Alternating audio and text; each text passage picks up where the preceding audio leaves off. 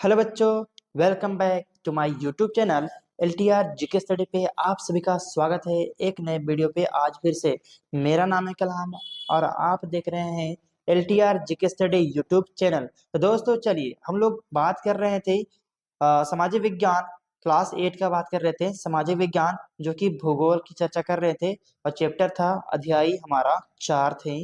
अध्याय नंबर 4 कृषि पे चर्चा कर रहे थे हम लोग, क्योंकि इनमें से बहुत से कुछ कुछ हम लोगों ने टॉपिक किया है ना।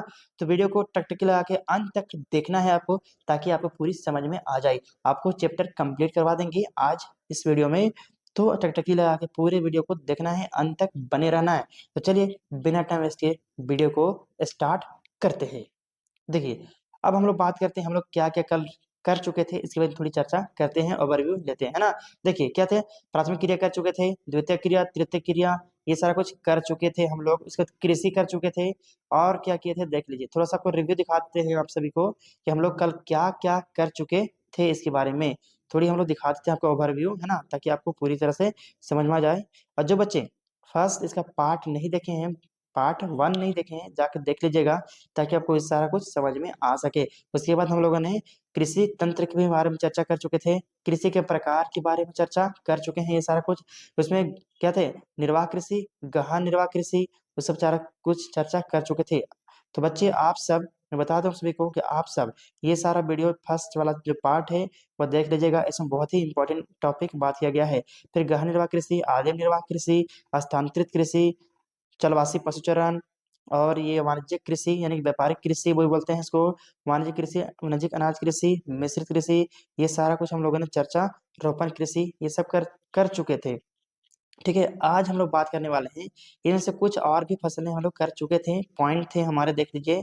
यहाँ तक हम लोग मुख्य फसलें कर चुकी थी।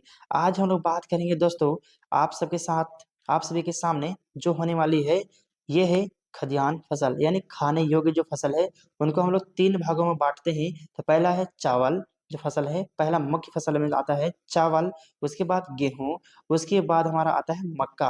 अब इन तीनों को पहले विस्तार से डिस्कस करते हैं। तो चलिए स्टार्ट करते हैं चावल पर। तो चावल यह विश्व का मुख्य खाद्य फसल है। जो चावल है सबसे ज्यादा खाया जाने वाला फसल है, जो कि एक कैसा जगह पे उत्पादन किया जा सकता है इसके बारे में थोड़ी चर्चा करते हैं। यह उष्ण कटिबंधीय और उपोष्ण कटिबंधीय प्रदेशों के प्रमुख आहार है। ये सबसे ज्यादा उष्ण कटिबंधीय और उपोष्ण कटिबंधीय वाले क्षेत्रों में उगाया जाता है।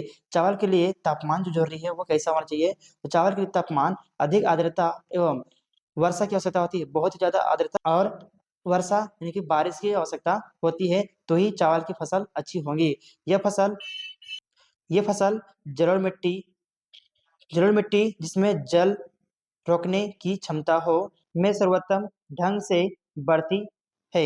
इसी में जहाँ पे पानी रुकने की क्षमता हो, जहाँ पानी रुक सके जिस मिट्टी में, वहाँ पे सबसे ज्यादा इम्पोर्टेंट हो जाता है। तो बात करते हैं अब ऐसा कौन सा देश है जो सबसे ज्यादा चावल उगाता है, सबसे ज्यादा चावल को उत्पादन करने में पहला नंबर पे स्थान पे आता है। तो बात करते हैं चीन।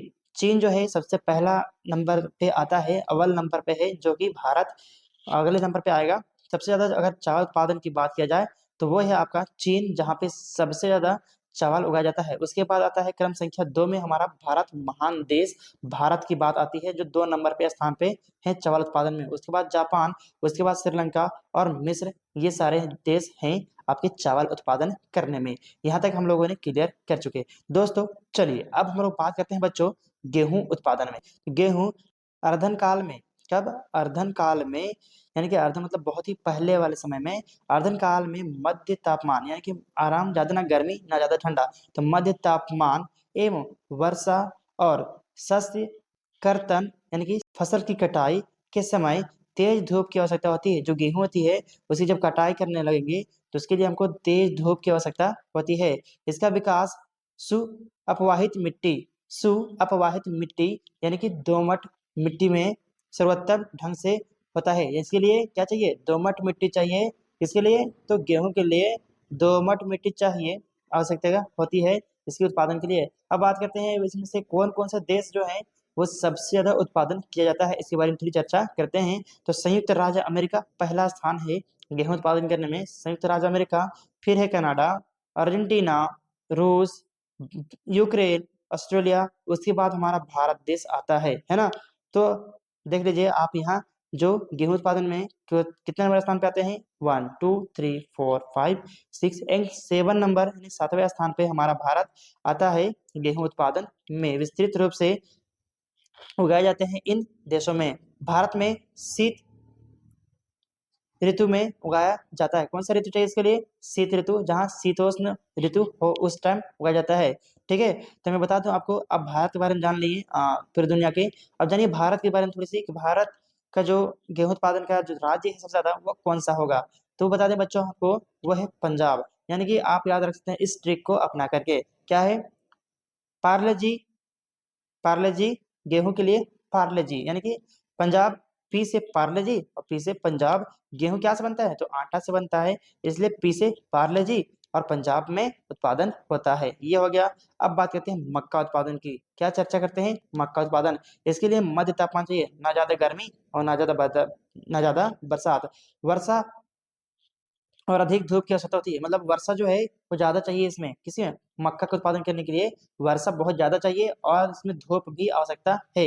इस सुअपवाहित उपजाऊ मिट्टी, यानी कि सुअपवाहित उपजाऊ मिट्टी चाहिए इसको। ठीक है, आवश्यकता होती है। कौन कौन से देशों में सबसे ज्यादा उत्पादन किया जाता है मक्का, तो पहला स्थान पे है हमारा है भारत। भारत मक्का उत्पादन में सबसे बेस्ट, मतलब बेस्ट है। सबसे ज्यादा भारत में उगाया जाता है मक्का। उसके बाद ब्राजील, चीन, रूस में उगाई जाती है ये मक्का, याद रखिएगा। सबसे पहला स्थान है मक्का में हमारा भारत का। ठीक है, अब हम लोगों ने खाद्यान्न फसल की बातें कर चुके हैं।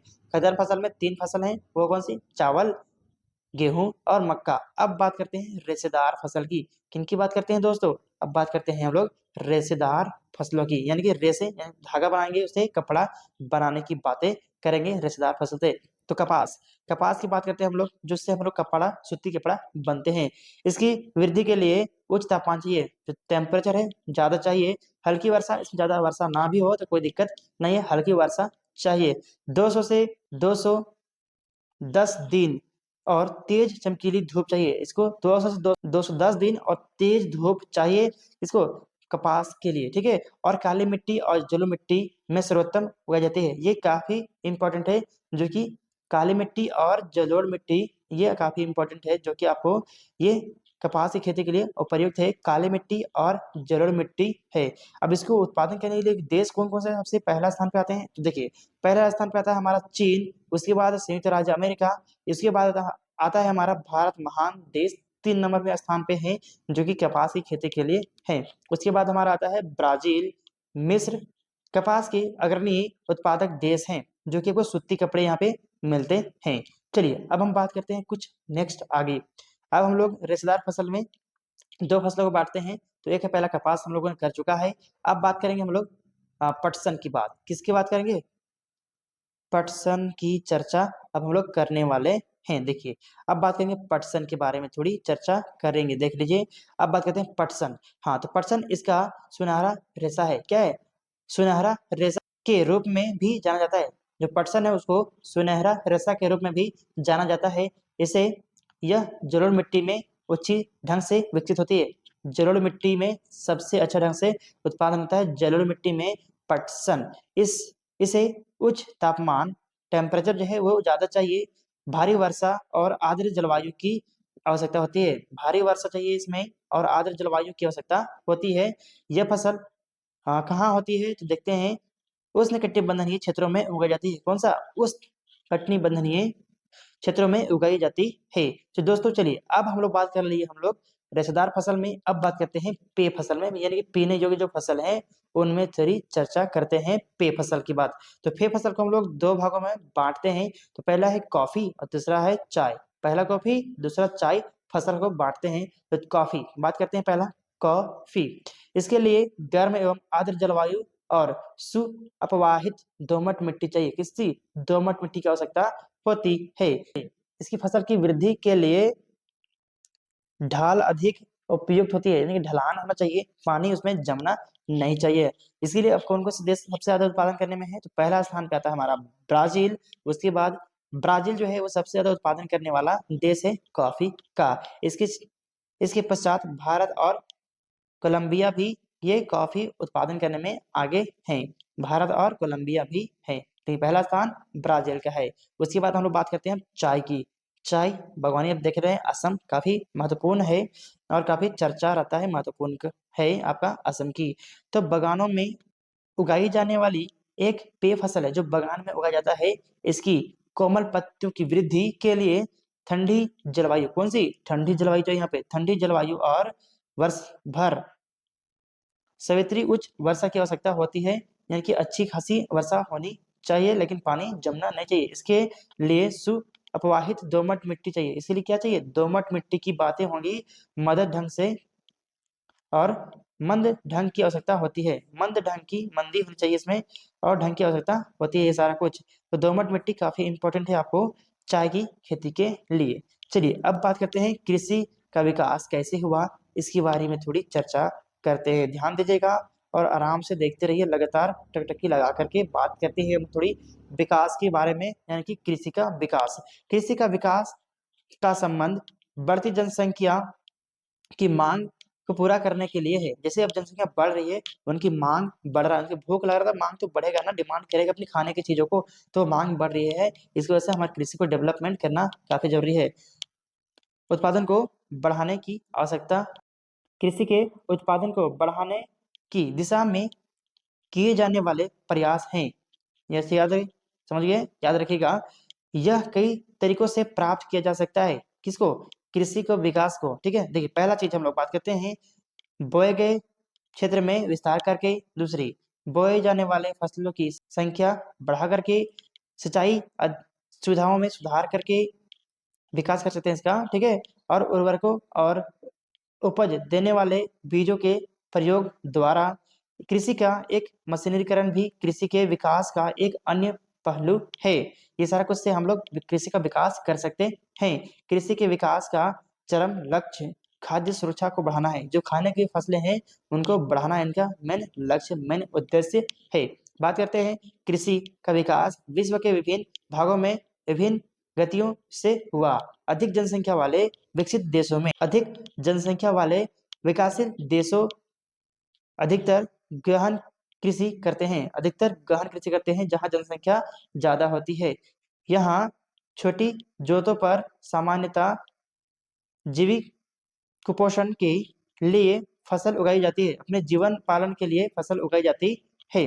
बड़ी जोतें वाणिज्यिक कृषि के लिए होती है। जो बड़ी जोत होती है वो व्यापारी के लिए, वाणिज्यिक कृषि के लिए होता है, अधिक उपयोग किया जाता है। संयुक्त राज्य अमेरिका इसका एक बड़ा एग्जाम्पल है। कनाडा और ऑस्ट्रेलिया, ये सब क्या है, व्यापारिक बिजनेस के लिए कृषि का काम करते हैं वहां पे।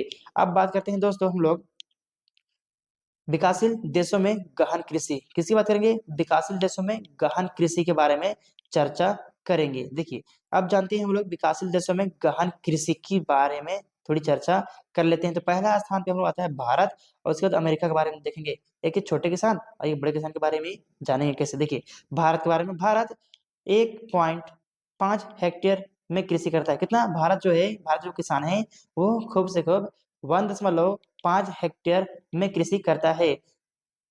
बीज उर्वरक बाजार से खरीदता है। जो बीज होती है वो सब बाजार में से खरीदता है, उर्वरक खरीदता है। ट्रैक्टर को भाड़ा में लगाता है, ट्रैक्टर को, और नलकूप भाड़े पर लगाता है। खेती के लिए ऋण भी लेता है। जो भारत किसान है कभी कभी खेती के लिए ऋण भी लेते हैं, और सारा काम उसका परिवार ही करता है, भारतवासी ही करते हैं। जो उनके किसान कर रहे हैं वही सब करते हैं। फसल को मंडी में बेचने के लिए भी वो खुद ही जाते हैं, ना उनके पास मार्केट आता है ना कुछ और। वो किसान क्या करते हैं, मार्केट में लेके बेचते हैं, वो भी सस्ते दाम में, ना उनको दाम मिल पाता सही से ना कुछ और। विकसित देशों में बड़े फार्म होते हैं, अच्छे किसान होते हैं, बड़े फार्मर्स होते हैं जो अपने बेहतरीन ढंग से तरीके से किसान करते हैं और बिजनेस के लिए किसानी करते हैं, खेती करते हैं। जैसे अभी अमेरिका का बात करते हैं हम लोग, तो 250 हेक्टेयर बड़े फार्म में मक्का, सोयाबीन, गेहूं, चुकंदर उगाई जाने वाली एक महत्वपूर्ण फसल है ये सब। ठीक है, व्यापारिक के लिए, बिजनेस के लिए काफी इंपॉर्टेंट है। वैज्ञानिक वैज्ञानिक उर्वरक कार्य की योजना बनाने में मदद करते हैं। जो वैज्ञानिक है वो उर्वरक के काम, ये खाद्यान्न की चीजें, खाद वगैरह देखते हैं, उनके लिए बनाने के लिए चीजें बनाने का काम करते हैं, बताने का में मदद करते हैं, ये कि इस मिट्टी में ये खाद बहुत ही बेस्ट तरीका होगा ऐसा। तो यहाँ पे ये अमेरिका की बातें कर रहे हैं अभी हम लोग। और रासायनिक उर्वरकों और कीटनाशकों यानी कि कीटनाशकों जो हम लोग दवाई मारते हैं कभी कभी खेत में, वो सब का अनुसार प्रयोग करने में उसकी मदद करता है। कौन करता है? तो वैज्ञानिक उनकी मदद करता है बड़े बड़े किसानों को।